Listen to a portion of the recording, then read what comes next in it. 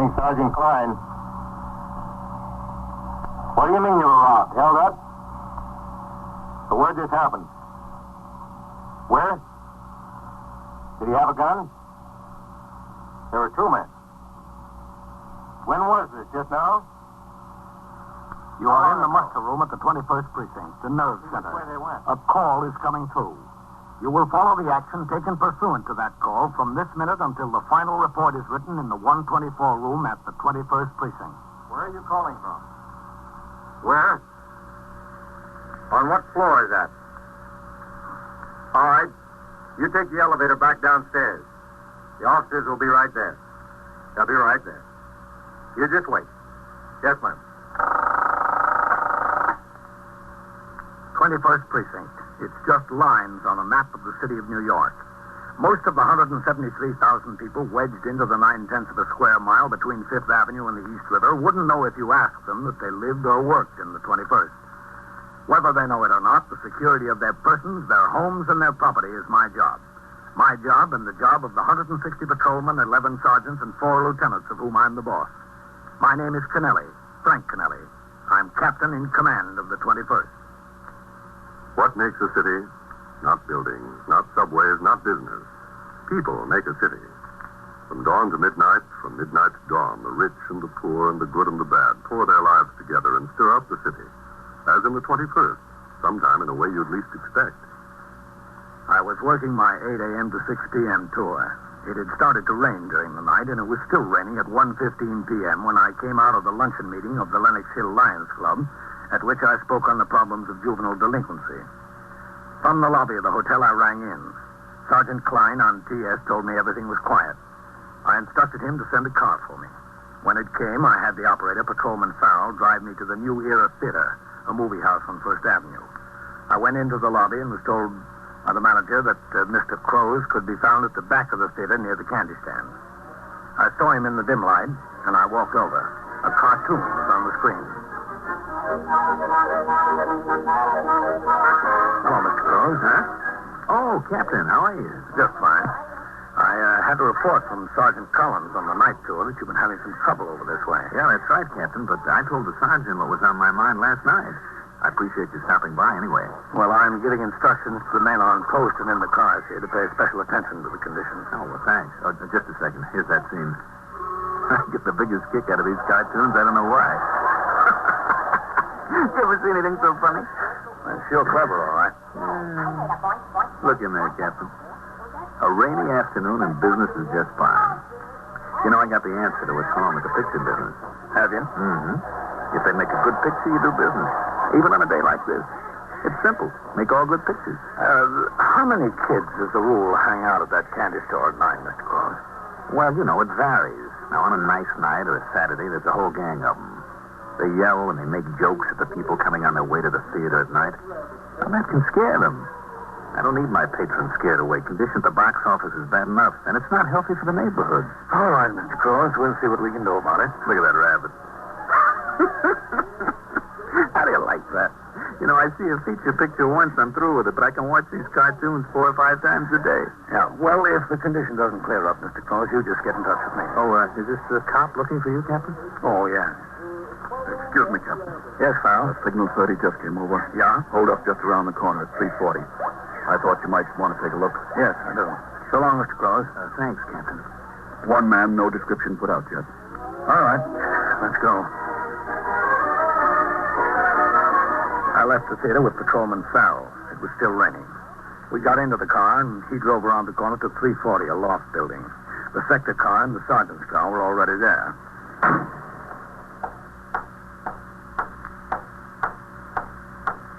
Sergeant Burns had posted his operator at the front door of the building to keep the curious out of the lobby. He held the door open and nodded as I went in. The lobby was long and narrow, the building old and grimy. At the far end of the lobby was a single old-fashioned elevator. Sergeant Burns was talking to a woman dressed in a raincoat, a woman about 35. The sector men and the patrolman on post were questioning the elevator operator several feet away. I walked to Sergeant Burns. Do you know how much was in the envelope exactly? Hello, Sergeant. Well, Captain? there was $1,362.25. Exactly? Yes. How did you know that? I just came from the bank. It was the payroll. Oh. Captain Kennelly, this is Miss Beatrice Parazoni. How do you do? Is that how you pronounce it, Parazoni? Pleased to meet you. Yes, that's right. She's a bookkeeper for a firm up on the 6th floor, Captain. Mm-hmm. She was coming back from the bank with a payroll. Man followed her into the lobby and onto the elevator, pulled a gun, took the package. Then he forced the elevator operator to take them back down to the ground level. He got off, told him to go straight up to the top. Is that about right, Miss Parazoni? Yes, that's right, exactly. Did you get a description, Sergeant? Yes, sir, as good as they could give me. I didn't remember much. I honestly didn't. I could only look at that gun. That's all I could see. The elevator operator's not so good with the English. I called TS, gave him the best description we could get. Good. What kind of company is it you work for? Well, it's a place that makes optical lenses, for eyeglasses. Yeah. It's just a small company, about 14, 15 men working in the shop and myself in the office with the boss, that's all. That was the whole payroll, $1,362.25, the whole payroll for a week. Where's your boss? Did you tell him about it? I stopped up on the floor to call the police. He's not there. He's out selling. He's usually in the shop in the morning and he goes out seeing customers in the afternoon. How long have you been employed there, Mr. Parazoni? Almost 10 years, between 9 and 10. You never had anything like this happen before, did you? Oh, no, nothing like this at all, never. Well, it's 5 minutes after 3 now, Miss Parazoni. What time did you leave the office for the bank? Well, it was just about 2 o'clock. On payday, I usually work all morning until I get the payroll finished, and then I write out the check, and the boss signs it before he leaves to call on customers. I had the check, and I went out to lunch. And then I was going to the bank right before it closed to come back here in time to make up the payroll for when the men go home. You follow this pattern pretty much every week? What do you mean? Well, I mean, you pay on the same day every week? Oh, yeah. And do you go to the bank just about the same time? Yes, they're usually right before it closes. Oh, Sergeant, you ought to have the sector car get back on patrol. We don't need them here anymore. Yes, sir, Captain. All right, Ryan, Thomas. I really ought to be getting upstairs and back to work, Captain. I don't know what I'm going to do about the payroll today. I don't know where I can reach the boss, and the bank is closed. It'll be a shame for the men to go home without their money. Can I go upstairs now and see if I can get it straightened out? Well, the detectives will be here any minute, Miss Parazoni. They'll want to talk to you. I think you ought to wait down here until they come. Captain. Hello. Ring in when you get back in service. I don't see what I have to wait for the detectives for. I told you everything I know. I told you and that sergeant and the policeman there. Yes, well, it's the detective's case. It's up to them to conduct the investigation. I see. Out of all people, Captain, I don't know. Why did he pick on me? The funny thing, he picked on me. Is it? I guess he didn't pick on me. He just picked on the $1,300. The essential duty of the uniformed force is patrol. When the criminal is unknown or has fled, it is the job of the detectives to investigate. In this, as in all similar cases, the 21st Detective Squad under the command of Lieutenant Matt King was notified by the desk officer immediately on receipt of the report.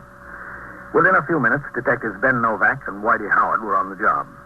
Sergeant Burns opened his memorandum book and from notes he had taken for his UF-61 and unusual occurrence report, gave them the facts as he had learned them. He introduced them to the victim and to the witness, then resumed patrol. I returned to the precinct house. It was still raining, but not nearly so hard. I walked to the telephone switchboard where Sergeant Klein was on the boxes. Hello, Captain. Any messages, Sergeant? No telephone messages, no, sir, but there was a communication on the teletype addressed to all precinct, division, and borough commanders. I put it on your desk. Good. Tell Glass I'll read and sign whatever report he's got ready now. Yes, sir. I'll be in my office. Yes. 21st Precinct, Sergeant Klein. Captain Kennelly. Hello. All right, 24. Oh, hello, Mr. Cross. Captain, can I talk to you for a minute? What's the matter? Are those boys at the candy store giving you trouble this early in the day? No, I'd just like to talk to you, Captain, if I could. Yeah, sure. Come into my office. Thanks. Thanks a lot. Go ahead. Have a seat, Mr. Cross. Yeah. Thanks a lot. Well, what's on your mind? Well, Captain, I'm the curious type, like anybody else. I like a little excitement. Go on. Well, when that cop came in and told you there was a signal 30 around the corner, I got sort of interested. It's no secret what a signal 30 is. It's an armed felony, right? That's right. Well, anyway, I figured I'd like to see what's going on. So when you left, I got my raincoat and I walked around the corner. The cop was standing at the door of the loft building, so I couldn't get in. But I looked through the door and I saw that girl you were talking to, and from the conversation around there, I found out that she was held up for a payroll. Right? Yes, that's right. What about it? Well, look, it's none of my business, maybe. I feel like an idiot. Well, you came here to tell me, didn't you? Yeah, I did. That girl, Captain, the one that was held up, she did an awful funny thing a little while before. What do you mean? About 2 o'clock, I was standing in the lobby there. In the lobby of the theater. It was raining outside, and I was still wondering how we were doing all the business we were doing so early in the day with the weather. But a good picture will bring him in. That's all you need. What about the girl? Yeah, well, I guess it was about 2 o'clock. I remember because she had on a funny brown raincoat with a plaid pattern. You know, the one she was wearing. Yes. Well, she bought a ticket, and she came in the theater. Did she? Yeah, she did. Now, I know that's not funny in itself. I wouldn't have noticed her except for that raincoat. But I stand in the lobby a few minutes, talk to ticket taker, go to the box office, talk to cashier, shake hands with a few patrons. Mm-hmm. Then it's about 2:10, maybe 2:15, and I see this raincoat walking out again. Well, I figure this is funny. So I stop her in the lobby, and I say, "What's the matter, lady? Did you see the picture before? If you saw the picture before, I'd be glad to give you your money back. We don't want any dissatisfied patrons." What'd she say? She said, no, she didn't see the picture before. So I told her, "Look, lady, if it's not the kind of picture you think it is, or you don't like it, let me give you a free pass. You can come back some other time. You know, we do these things for public relations." But she says, no, everything is all right. She doesn't want her money back or anything like that. Anyways, while I'm standing there talking to her, a man walks out of the theater, and he walks right past without saying a word. Well, she sort of looks at him like she was going to say something, like she knows him, but he walked out, and he didn't even turn to her. Yes? Well, that's all. Is it? Yeah, except that she left. Well, I see I shouldn't butt in anybody else's business. Sit down, Mr. Cross. You think there's something to it, Captain? I thought there was something to it. That's why I came over here, but I can't figure out what. What did the man look like? Well, that's kind of hard to say. Was he tall? Oh, I couldn't say he was exactly tall, but I couldn't say short either. Medium, maybe. You sure it was the same girl? I'm positive. I never forget a face, and I never forget a raincoat. In the whole city of New York, there couldn't be 2 raincoats like that, at least in this neighborhood. Listen, Captain, you think there's something to it? You think I hit on something? Maybe. For what? What? Mr. Crows, it's just like in your business. They're not all good pictures. Some of them we have to clear up. The inconsistency of witnesses and their honest mistakes are major problems to law enforcement officers. The whole truth is not an easy thing at which to arrive. In this case, the victim of the robbery, Miss B. Parazzone, made no mention of stopping at the movie theater en route to the bank. The theater manager said he saw her there. This discrepancy could be either a mistake of identity, a coincidence, or of great importance. I asked Mr. Crows if he would mind telling his story again. He agreed, and I took him upstairs to the 21st Detective Squad on the 2nd floor. In my presence, he repeated the events as they occurred. Lieutenant King questioned him in great detail. When you saw her in the lobby, do you remember what kind of hat she had on? Well, it wasn't a hat exactly, Lieutenant. It was a bandana-like, a handkerchief over her head. It was raining. You know, lots of girls wear those things when it rains. And you couldn't see what color hair she had? No, but it was the same girl. Take my word for it. It was the same girl. Was she carrying anything in the theater? What do you mean? You mean a package or a pocketbook, anything like that? Yeah, she was carrying a pocketbook. Anything else? An umbrella. She had an umbrella. What kind of umbrella? What do you mean, what kind of umbrella? What color was it? What kind of handle did it have? Oh, I don't remember those things, Lieutenant. I didn't take that much notice of it. When you looked through the door at the building and you saw her standing there talking to me, Mr. Crows, did she have the umbrella in her hand then? Well, I don't remember seeing it, Captain. Maybe she put it down someplace. I don't remember. She might have had it. Mm-hmm. All right, Mr. Crows. Thanks a lot. Look, I don't know. Maybe I'm just shooting my mouth off. I don't even know what it all means. Probably just wasting your time and my time, too. What am I doing here? I should be over there thinking up ways to promote that stiff I've got opening on Monday. You're not wasting our time, Mr. Crows. We've got to consider every angle. Well, that's what I figured. Oh, thanks a lot, Mr. Crows. That's all right. We'll keep an eye on that candy store. I'd appreciate that, Captain. Novak. Ben Novak. Yeah, Lieutenant? Come in here a minute, will you? Yes, sir. What do you think, Matt? Oh, she could have had a good reason for stopping in the movie. If it was her. Yes, Lieutenant. Shut the door, will you? On this robbery this afternoon, Ben, how close did you question the girl, the victim? Hello, Captain. Ben. Well, like I told you, she accounted for her time to the minute. Says she left the office about 5 minutes to 2. She said she went down to the restaurant and had a sandwich. And then she went to the bank and started back for the office with the payroll. Did she say anything about any stops in between? No, sir. She couldn't have forgotten about making a stop someplace, could she? No, sir. I went over it with her 3 or 4 times. She was pretty hazy on the description of the guy, wasn't she? Nothing definite. She said she was pretty scared. All she could see was the gun. How about the elevator boy? Well, I couldn't get much out of him. His English is pretty slim. Hernandez will be in at 6 o'clock. I'm going to see if I can get him to ride up there with me. Man lives on 106th Street. Hernandez can talk to him in Spanish, and maybe we can find out something that way. Yeah, that's a good idea. How'd you leave it with this girl? Well, I told her we might want her to take a look through some mugs in the rogues gallery, see if she could pick out the man. Mm-hmm. When did you say you might do this? I said I might call her this afternoon. She said she'd be willing to ride downtown with me after she got finished work. Did you talk to her boss then? Yes, sir. What did he say about her? He says she's been there about 10 years. She's a good bookkeeper. He says she practically runs his business when he's away. Mm-hmm. She's 36 years old. She lives with a married sister up in Washington Heights. Well, what's the deal, Lieutenant? What's this all about? She may not have told you a straight story about what happened after she left the office. No? What'd you call her, Ben? Tell her you wanted to take a look at some of the mugs. When, after she gets finished work? No. Let me get it straight right now. I left the detective squad and walked downstairs through the back room where Patrolman Glass, the 124 man, was posting the latest teletype alarms. I saw Sergeant Waters come in the front door as I walked into the muster room. I called him aside and told him of an order that had come through assigning to the precinct a patrolman who had just been flopped after 8 years in the 10th Detective District. The man would be in Sergeant Waters' platoon. We conferred for a few minutes regarding the proper assignment for this man, whether he should be given a fixed post or made recorder in a second car. We looked over his departmental record and discussed the mental effect that emotion might have on the performance of his duties as a patrolman. It was decided to put him on post number 3. Sergeant Waters went into the locker room to change to his uniform. Other men of the night tour were coming into the station house. I walked over to TS. 21st Precinct, Sergeant Klein. Yes, sir, Captain. That's all right. Go ahead. Take the call. Who? Somebody's kidding you, mister. It's the 21st Precinct of the Police Department. All right.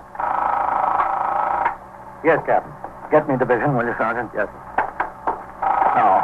Hold it a minute. I didn't know we were coming here. Just a second now, miss. I've got a call upstairs. I thought we were going downtown to look over some pictures. We are, yeah, but I've got to check something here first about the car. Sergeant, could you ring upstairs for me? Yeah, sure, Ben. Hello, Miss Parazoni. Oh, hello. Well, are you feeling better now? Oh, yes, a lot. Well, who do you want up there, Ben? Lieutenant King. Is Lieutenant King there? This is Sergeant Klein on CS. Ben Novak wants to talk to Got him. any idea yet who that hold-up man was? Well, the detectives are handling it now, miss. Oh. Lieutenant King is on his way downstairs, Ben. Oh, good. Oh, here he comes now. I just called up for you, Lieutenant. Hi, Captain. Hello, man. Lieutenant, this is Miss Beatrice Parazoni. She was the victim in that hold-up before. Oh, yes. How do you do, Miss Parazoni? Hello. We're on our way downtown to look over some mugs to see if she can identify the man. How's the car? Is it tied up? I sent Whitey up to the 23rd to pick up a fellow that we're holding there. He'll be back in a minute. Can you wait? Have you got time, Miss Parazoni? Well, yes, I guess so. How long do you think it'll take downtown to look at the pictures in it? Well, there's a lot of pictures, isn't there, Captain? Yeah, plenty. Well, I'll call my sister. She's expecting me home for dinner. Oh, I think you'll be home for dinner, all right. We're kind of early. Now, according to Detective Novak, you said you went downstairs about 2 o'clock or 5 minutes after. You went to a restaurant, had a sandwich for lunch, then went to the bank. You got the payroll and started back at the office. That's what she said she told you. Is that right, then? Yes, sir, that's what you said. Well, that's what I did then. I just wanted to get it straight. How long has your boss been in business there, Miss Parazoni? He started just before the war. Have you been with him all that time? Well, practically, Captain. I came in 1943. You live with your sister, is that right? Yes, that's right, up in Washington Heights. She and her husband. And their boy. They have a boy, 6. How old are you? 36? You ever married? No, sir. What do you do when you're not working, Miss Parazoni? That's sort of a personal question. Well, maybe. I'm just a curious type. Nothing much. You have a boyfriend? I don't think I have to answer that, do I, Captain? Well, it's up to you. What do you want to know all about me for? I'm beginning to resent this. Well, when something like a robbery happens, he wants to know all about everything. Do you have a boyfriend? No, sir. Captain, are you going to turn out the platoon? Yes, right now. They come marching right out here, miss. Captain, can we wait in your office for a minute? Yeah, sure. Go ahead. All right. Come on this way, Miss Parazoni. Then, yes, sir. Won't be for a few minutes. Platoon! Forward! You want to say anything to them, Captain? Yes.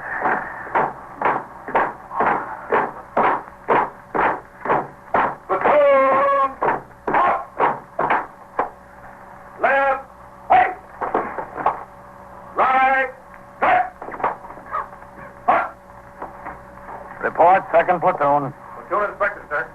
Roll call. Ahern? Yes. Coley? Yes. Eisman? Yes. Glass? Yes. Silo? Yes. Nelson? Yes. As the roll was being called, I realized what course Lieutenant King was taking with the hold-up victim, Beatrice Barzoni. He wanted her brought into the station house, but without getting her unduly alarmed. Hence the excuse about the car and the interrogation in my office instead of upstairs in the detective squad. He had timed it perfectly. I spoke to the platoon and instructed the sector men and men on post to correct the condition which existed at the candy store near the New Era Theater and to watch for similar problems at other movie houses in the precinct. I read the alarm concerning the hold-up man wanted for the robbery in the precinct that afternoon. All right, Sergeant. Post the platoon. Platoon. Hut. Right. Right. Forward. Hut. I'll be in my office, Sergeant. Yes, sir.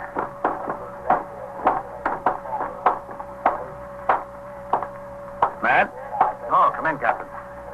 I want to get at these reports here. That's all right. We're just talking.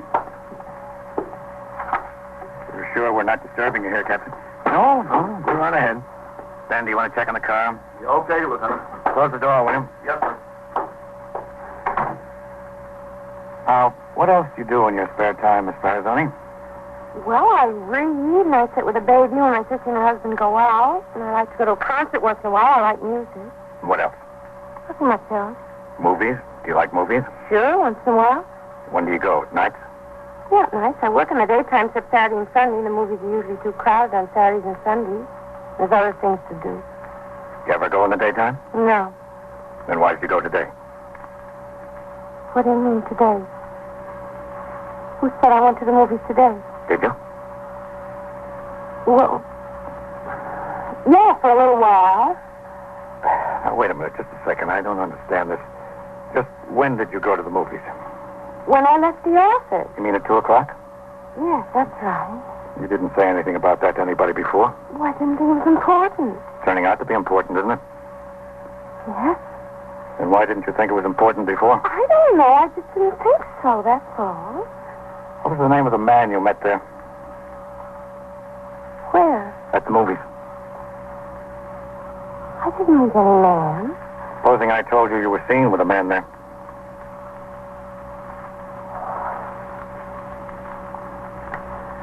All right. I knew you'd find out. He said you wouldn't, but I knew you'd find out. Sure. We find out everything, don't we, Captain? Most of it. I didn't want to do it. I really didn't. I was afraid, and it wasn't right, and I didn't want to do it. But he said it wouldn't hurt my boss or me, only the insurance company. Nobody would find out about it. He was wrong, wasn't he? Yes, he was wrong. Why did you meet him in the theater? He wanted me to tell him how much was in the payroll. What's his name? Jack Crook. Oh, how you can get fooled. Sure can get fooled. He sounded so nice when I first met him. Where was that? On my vacation in the mountains. Where, at the hotel? Yes, that's right. I took my 2 weeks and I went away. I didn't expect to meet any man. All I wanted to do was get a little country air, a little sunshine, that's all. But he was there, and we danced, and we went boating, and we swam together. I didn't even go up there with any intention of meeting a man. Maybe I used to, but I got over that. It was really very nice. Very nice. And then when I came back to the city, he took my telephone number. I never expected to hear from him, really. But you did. Yes, he called, and we started to see each other in the city. You know, he'd come over, and we'd go to a movie, take a walk, something like that. How long ago was this? Well, I got back from my vacation 3 weeks ago. Then last Sunday night, we took a bus ride. It was so hot, we just had to get out someplace. We went up to Fort Tryon Park, and we sat on a bench up there. I could see that he had something on his mind. I thought he was going to ask me to marry him. That's what I thought. I really thought that. And then he finally told me what it was. This? Yes, I was so surprised. I couldn't say anything. I couldn't say a word. I didn't mean he was that kind of guy. He was so nice. Well, then why did you go ahead with it? Well, I wasn't going to. I told him no. And then He said all he wanted the money for was just to get married. Is that why you did it? So he'd marry you? No, I don't think I would have married him. I just did it because he wanted the money so bad. That's all. I wouldn't have married him ever, believe me. Weren't you still afraid, Bee? Yes. Well, then why did you go through with it? Oh, I don't know. I guess because he was so nice to me. At least for a month I had a good time. I figured I owed him something, that's all. Where does he live? I don't know. He never would tell me. Some hotel, I think. Is Jack Curley his real name? I don't know. I think so. Where can we find him? Well, he was supposed to meet me tonight Where? in a bar on Broadway, way uptown, 8:30. Well, I got to thinking. I think that all he wanted was the money from this. I think he made the date just so I'd go through with this today. I don't think he's going to show up. I don't think I'll ever see him again. You'll see him again. Maybe not tonight, but I guarantee you'll see him again.